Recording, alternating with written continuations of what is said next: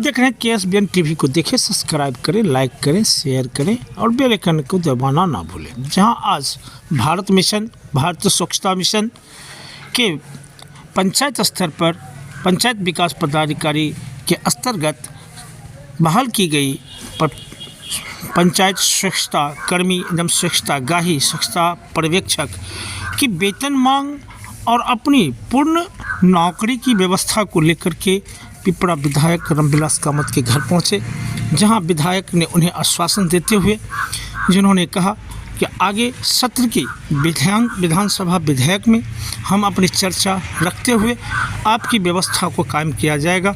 जो रोजगारित व्यवस्था, शिक्षित लड़का, शिक्षित युवा जो आज इसमें कचरा की व्यवस्था में स्वच्छ भारत मिशन को लेकर स्वच्छ बिहार, स्वच्छ पंचायत की व्यवस्था में काम कर रहे हैं, उनके लिए स्वच्छ मिशन की व्यवस्था कायम की जाएगी। जहां नीतीश कुमार जी की आगामी 2025 की आगमन को लेकर के भी उन्होंने चर्चा रखी, जिनमें उनकी बातों को रखने की व्यवस्था की गई, जिनमें स्वच्छतागाही स्वच्छताकर्मी की पूर्ण व्यवस्था को कायम करते हुए जहां रंजित कुमार गोस्वामी की बातों को सुनते हुए उन्होंने सभी अपनी बात को रखी, जो आगे आपकी व्यवस्था में कंटेंट में रखा गया है। जो रामविलास कामत जी ने अपनी बातों को रखे, उन बातों को रखा गया है, जो उनके साथ उनको आश्वासन दिया गया। प्रधान KSBN टीवी को देखिए, सब्सक्राइब करें, लाइक करें, शेयर करें। स्वच्छता के लेकर के जो आप यहाँ पहुँचे हैं, किन किन मांगों को लेकर पहुँचे? सर, मैं बताना चाहता हूँ, मैं संजीव कुमार गोस्वामी सुपौल जिला के स्वच्छता पर्यवेक्षक एवं स्वच्छता कर्मी संघ के जिला अध्यक्ष हूँ और मैं जिला अध्यक्ष के नाते अपने जिला के तमाम स्वच्छता पर्यवेक्षक और स्वच्छता कर्मी के हित के लिए कि उनकी जो मांग पत्र हैं, उनमें 5 मुद्दों को मांग के लेकर के हमने विधायक जी को अपना मांग पत्र देने के लिए आए हैं। पहला मुद्दा है कि उनकी मानदेय पे जो हमारी जो सरकार के एक मनरेगा से भी जो मानदेय होती है 228 रुपया होता है, उनसे भी कम हम लोग के कर्मी का मानदेय है 1500 से 3000 रुपया दिया जाता है। पर्यवेक्षक का 5000 से 7500 रुपये मान दिया जाता है, जो बेरोजगारी भत्ता से भी बहुत कम आता है।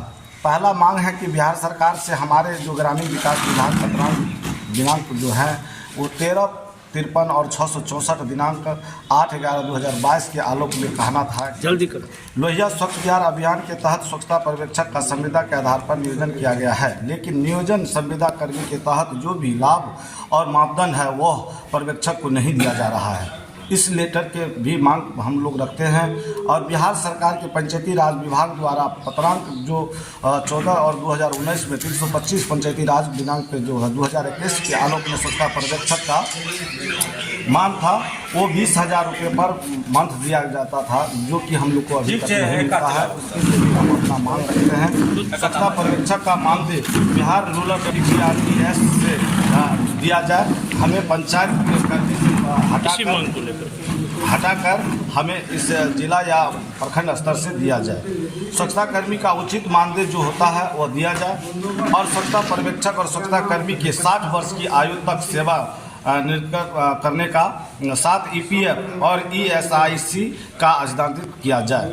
इसीलिए हम लोग महोदय के पास आए हैं कि हमारा मांग पत्र सरकार तक जो है आवाज़ को उठाने के लिए कृपा किया जाए। देखिए, इसमें युवा का मामला नहीं है, ये लोग जो है स्वच्छता कर्मी है, स्वच्छता ग्राही है और हम सभी जानते हैं कि अभी जो है सो सरकार का प्राथमिकता है स्वच्छ बिहार बनाने में।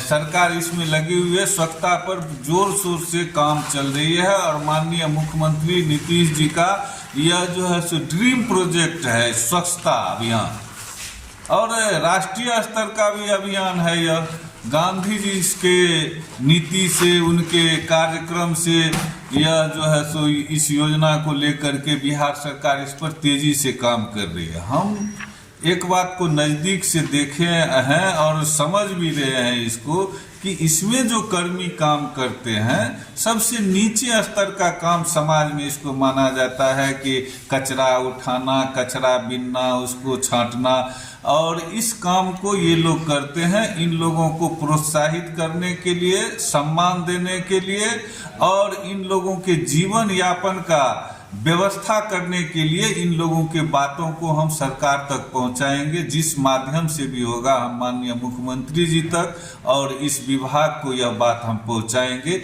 यही आश्वस्त इन लोगों को हम किए हैं। धन्यवाद।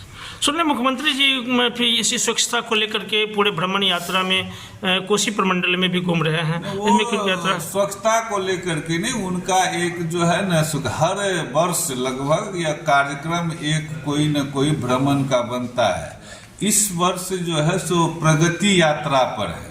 हमारा राज्य, हमारा गांव, हमारा जिला कितना अभी तक प्रगति कर पाया है, क्या वहां पर कठिनाई है, इन सारी समस्याओं को देखने के लिए वो अभी निकले हुए हैं। उनका यह कार्यक्रम अभी शुरू हो गया है और सुपौल जिला में भी आने वाले जनवरी के प्रथम या द्वितीय सप्ताह में होना तय है। वहाँ यहाँ भी आएंगे और वह सरजमीन पर जाकर के आम लोगों से, पदाधिकारियों से और कर्मियों से, सबों से मिल करके क्या अभी तक हो रहा है और उसमें कठिनाई क्या है, इन सारी बातों को देखते हैं और ऑन स्पॉट भी वो निदान करते हैं और आगे के लिए भी कार्यक्रम बनाते हैं। इसी उद्देश्य से माननीय मुख्यमंत्री जी इस भ्रमण यात्रा पर निकले हुए।